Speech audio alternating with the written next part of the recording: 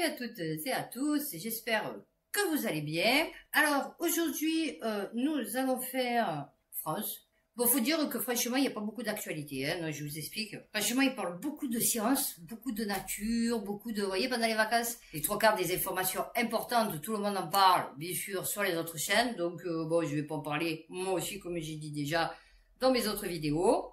Sabotage sur le réseau SNCF. Paris demande l'aide du FBI pour identifier les auteurs du courriel de revendication.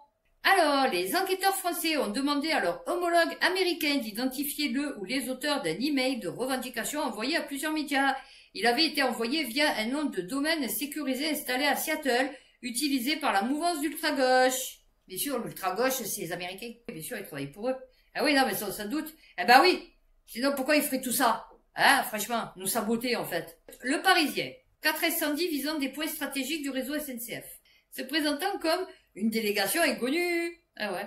Alors, des proches de la mouvance anarchiste italienne. Oula! Jusqu'à Seattle? Ah ouais. Alors, le nom du domaine, c'est Rise Up. C'est ce collectif basé à Seattle aux États-Unis. Explique fournir des ressources de communication et informatique à des alliés engagés dans des luttes contre le capitalisme et d'autres formes d'oppression. Les autorités françaises auraient donc demandé au FBI d'identifier le titulaire de l'adresse email qui a envoyé le message de revendication. Néanmoins, Rise Up, promettant une anonymisation complète de ses utilisateurs, il y a peu de chances que le collectif accepte de coopérer. Ah bah oui, c'est sûr. C'est même pas peu de chance, c'est sûr qu'il coopérera pas le truc, tu vois. Non, mais une mouvance d'ultra-gauche italienne basée à Seattle. Ah ouais, non, mais... Ah, ben là, une bonne nouvelle aussi. Non, j'ai plus de petites bonnes nouvelles. Sans redistribution, la France compterait 4,4 millions de personnes pauvres supplémentaires. C'est magnifique. Oui, non, c'est magnifique. La redistribution, ah oui, ça c'est le ruissellement. C'est pas la redistribution, c'est le ruissellement. De faire tomber le taux de pauvreté de 21,4% à 14,5%. 25, un quart de la population française serait pauvre. Un quart de la population française serait pauvre. L'effet est particulièrement fort pour les familles monoparentales, les inactifs et les chômeurs, les handicapés. Oh, je suis tout en même temps, moi. La fiscalité directe et les prestations sociales non contributives comme les allocations familiales ou le RSA ont permis de diminuer d'un tiers le nombre de personnes pauvres, montre une étude. Ah, c'est magnifique. L'effet de la redistribution est le plus fort pour les familles monoparentales avec un écart de 20,5 points entre les scénarios avec et sans redistribution. Viennent ensuite les inactifs, les familles nombreuses, les chômeurs, les moins de 20 ans et les adultes handicapés. Mais ces catégories qui bénéficient le plus de la redistribution restent parmi les plus pauvres. Souligne l'adresse, leur taux de pauvreté sont très nettement supérieurs à la moyenne, atteignant plus de 20% chez les moins de 20 ans, 35% chez les chômeurs, 39%, ouais. Chez les 9,1 millions de personnes pauvres que comptait la France en 2021, les prestations sociales non contributives ont représenté en moyenne 38% du revenu disponible.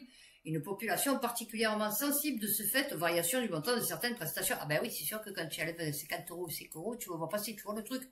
Parce que moi, avec 50 €, ça me faisait une semaine de course à l'époque, tu vois. Et on était 3 avec mes enfants. Oui, non mais... Enfin, 3 en tout, et j'avais 2 enfants. Ah oui, c'est sûr que nous, on a la redistribution élargie. Ah ouais, non, même les hôtels-restaurants, ils bénéficient de la redistribution élargie. Ah ouais, non. Heureusement qu'on a encore un peu de justice dans ce putain de pays.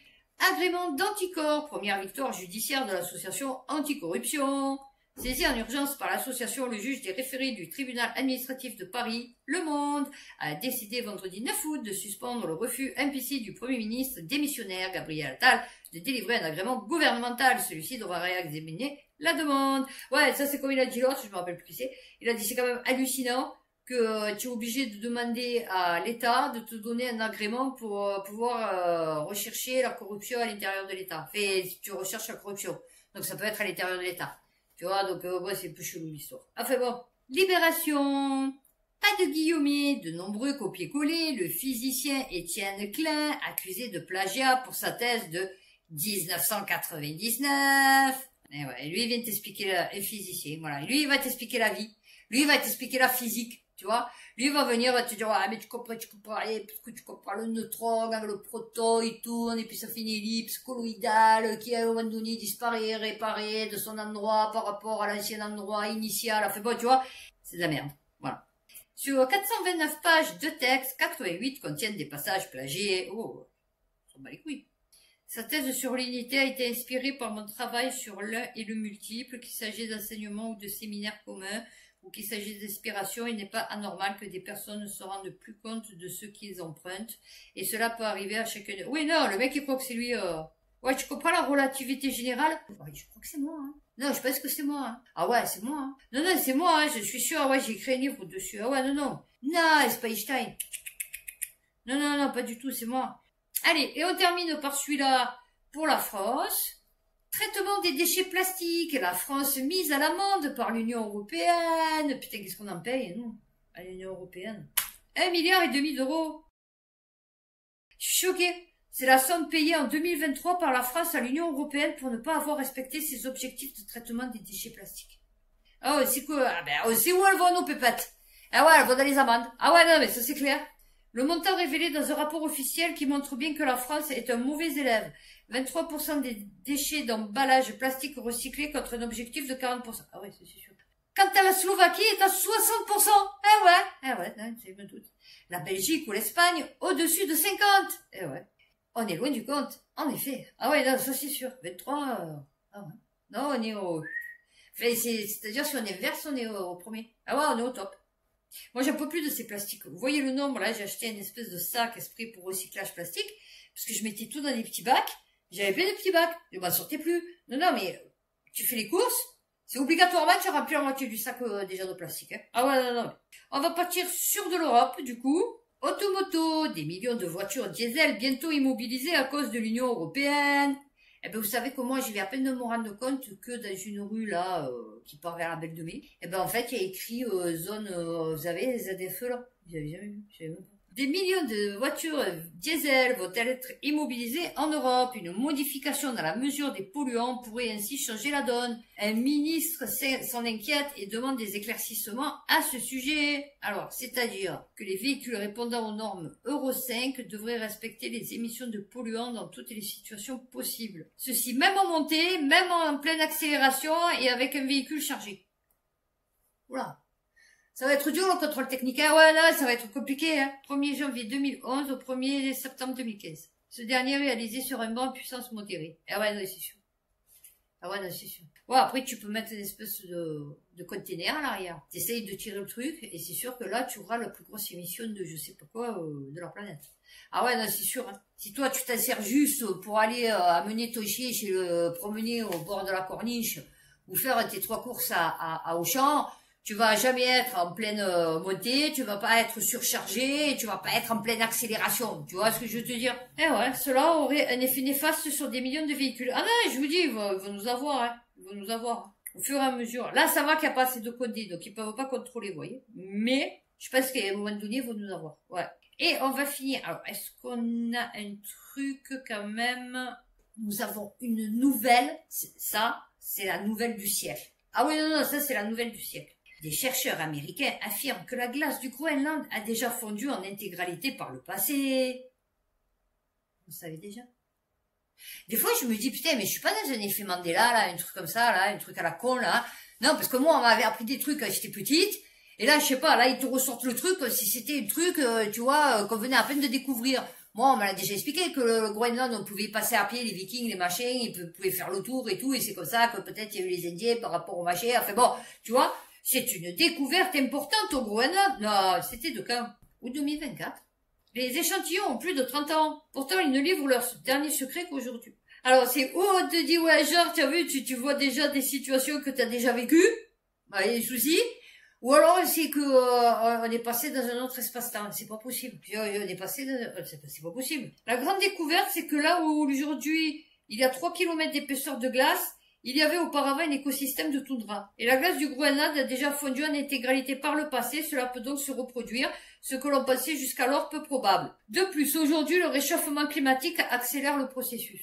Comment tu peux le savoir? Tu sais pas combien de temps il a mis pour fondre l'autre. Qu'est-ce que tu racontes? Cette forme accentuerait le phénomène des montées des eaux de plus de 7 mètres. Aux États-Unis, cela signifierait que des villes comme la Nouvelle-Orléans, New York ou Boston seraient noyées. Eh ouais, les mecs comme des cons, ils construisent dessus. Ah ouais, non, c'est sûr. Non, non, mais là, après, vous avez inventé des trucs qui sortaient de notre monde. Bon, enfin, voilà. Non, mais c'est bien de rigoler un petit peu, parce que là, franchement, non, mais 7 mètres.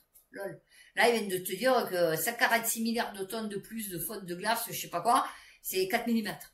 Là, c'est la blague à Toto. Ah, fait bon, voilà, on est toujours dans du n'importe quoi avec eux. Média 24, découverte majeure, l'Antarctique remonte et c'est une bonne nouvelle. Une étude récente publiée par la revue Science Advances révèle un phénomène souvent négligé mais potentiellement significatif dans l'évolution du niveau mondial des mers, le soulèvement de la Terre sous la masse glacée de l'Antarctique. Ce soulèvement pourrait jouer un rôle crucial dans la limitation de l'augmentation future du niveau de la mer, surtout si les émissions mondiales de gaz à effet de serre sont réduites. Bon, on va enlever si les émissions de gaz... Et donc, on reprend ce soulèvement de la Terre pourrait jouer un rôle crucial dans la limitation de l'augmentation future du niveau de la mer. Qu'est-ce que je vous avais dit la dernière fois? Enfin, sur mon ancienne chaîne.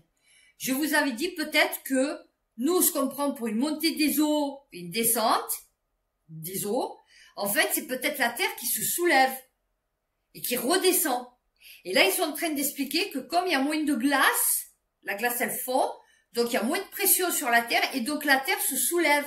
La déformation du sol antarctique, un phénomène dynamique. Contrairement à l'impression de stabilité que l'on peut avoir, le sol sous l'Antarctique est soumis à un processus constant de déformation. Le poids des glaces antarctiques exerce une pression considérable sur le substrat rocheux, mais au fur et à mesure que ces glaces fondent sous l'effet du réchauffement climatique, cette pression diminue, permettant au sol de se soulever.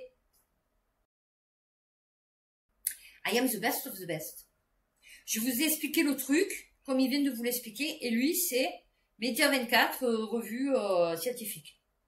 Voilà. Tu vois, comme quoi, j'ai pas besoin d'avoir fait des études pour expliquer un phénomène naturel. Tu vois, voilà. Qui est plus logique que ta montée des eaux et ta descente des eaux, tu vois. Ce phénomène peut ralentir le flux de glace qui se déplace de la Terre vers l'océan, préservant ainsi une grande partie de la calotte glaciaire. Mais tu crois que quoi, il y a tout qui est parfait sur cette putain de Terre.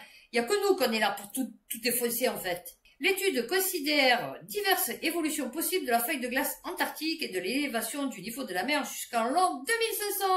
Les résultats soulignent l'importance critique de réduire les émissions. Oui, d'accord. La montée des mers n'affectera pas uniformément toutes les régions du globe. Près de 700 millions. Ah ben, tout à l'heure, c'était 500.